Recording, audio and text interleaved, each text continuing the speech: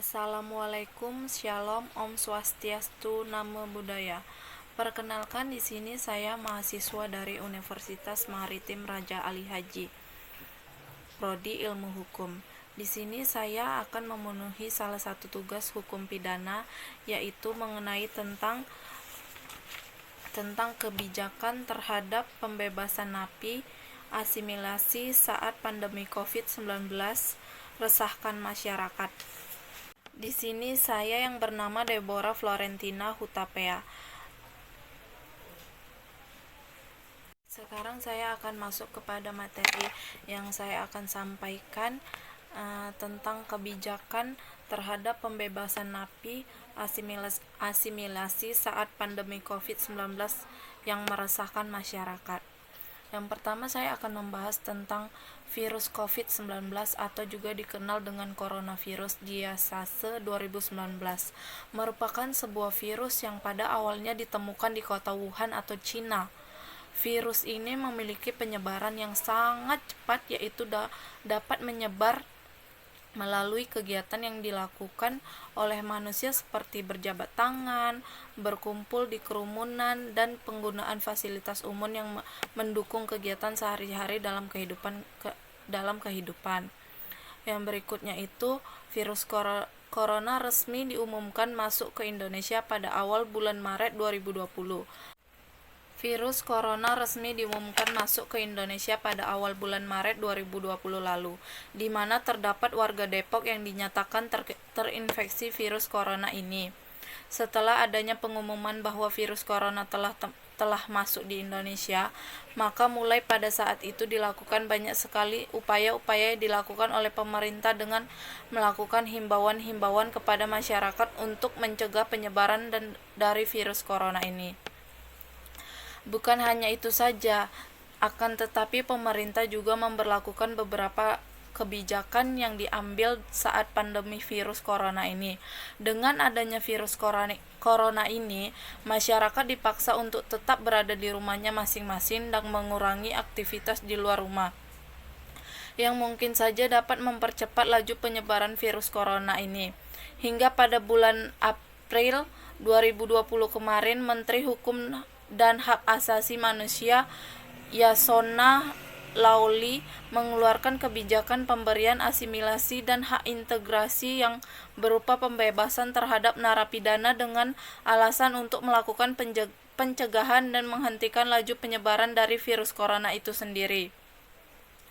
Akan tetapi dengan adanya kebijakan tersebut, beberapa pihak menilai langkah yang diambil oleh pemerintah ini kurang tepat dan menimbulkan keresahan, karena di saat seperti ini, ketika kegiatan perekonomian yang sedang melemah dan juga kegiatan sehari-hari tidak dapat berjalan, maka lingkungan akan menjadi sepi dan masyarakat merasa hal tersebut merupakan sebuah kesempatan bagi pelaku kriminalitas bebas untuk menjalankan aksinya kembali lagi pada kegiatan perekonomian yang berhenti. Dan beberapa media online dan juga media sosial yang saya lihat bahwa ada banyak sekali napi asimilasi yang berulah kembali ketika mereka bebas dari penjara. Hal tersebut seperti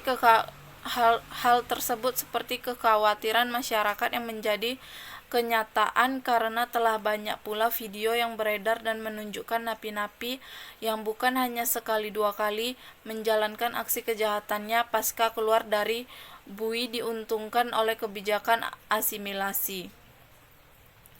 Hampir dari semua berita dan video yang saya lihat dari media online, kebanyakan motif kejahatan yang dilakukan oleh para napi asimilasi terdorong karena tuntutan perekonomian, di mana dengan adanya pandemi corona ini mereka mengaku tidak bisa menjalankan kegiatan perekonomian untuk pemenuhan kebutuhan hidupnya. Jadi dapat dikatakan bahwa kebijakan pembebasan napi ini akan menimbulkan masalah baru yang harus ditangani oleh masyarakat ataupun pemerintah. Mungkin akan lebih baik ketika dengan diberlakukannya kebijakan pemberian asimilasi dan hak integrasi yang berupa pembebasan terhadap narapidana dipertimbangkan terlebih dahulu dampak sosial yang akan timbul di masyarakat yang sedang bergelut dengan pandemi corona ini. di mana secara aspek ekonomi dan sosial masyarakat sudah mengalami kesulitan. Tetapi akibatnya masyarakat harus merasakan kekhawatiran atas keamanannya akibat dari kebijakan tersebut. Maka ketika dihadapkan pada situasi seperti ini, peran aparat negara sangat diperlukan untuk meminimalisir tindakan kejahatan yang akan terjadi, dibantu oleh seluruh masyarakat dengan upaya meningkatkan kewaspadaan terhadap lingkungan masing-masing. Yang berikutnya, apa solusi yang harus dilakukan untuk tidak menambah kekhawatiran masyarakat, terlebih dengan melakukan ronda malam dan peningkatan kewaspadaan terhadap orang dianggap mencurigakan. Dapat dikatakan bahwa sebenarnya kebijakan pemberian asimilasi dan hak integrasi yang berupa pembebasan terhadap narapidana kurang efektif dalam upaya pencegahan penyebaran virus corona ini, karena dengan adanya kebijakan tersebut muncul sebuah masalah baru di masyarakat.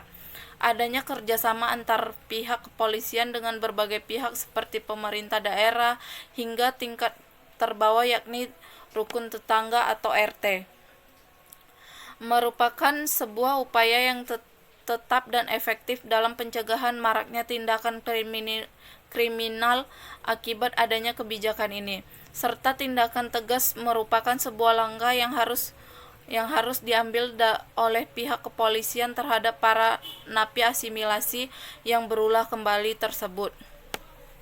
Ketika para napi asimilasi berulah kembali pasca dibebaskan bulan April 2020 lalu dan kembali berulah seperti mencuri motor, melakukan pembegalan, dan penjambretan, maka tindakan yang harusnya dilakukan adalah pemberian sanksi yang lebih berat karena apa yang telah dilakukan telah membuat kekhawatiran masyarakat yang tengah menghadapi pandemi yang bagi sebagian orang begitu merugikan pada aspek ekonomi dan sosial. Dan dalam hal tersebut termasuk ke dalam pelanggaran berat. Pemberian sanksi yang lebih berat dari hukuman sebelumnya dapat berupa pemberian masa tahanan yang lebih lama atau para napi tersebut dimasukkan ke dalam sel khusus sehingga ada efek jera yang dirasakan oleh mereka sebagai pelaku kejahatan di tengah adanya pandemi corona yang cukup membuat masyarakat panik, dan ditambah dengan aksi yang mereka lakukan terkait tindakan kejahatan yang menambah keresahan dari masyarakat. Sekian dari saya ucapkan terima kasih, semoga bermanfaat.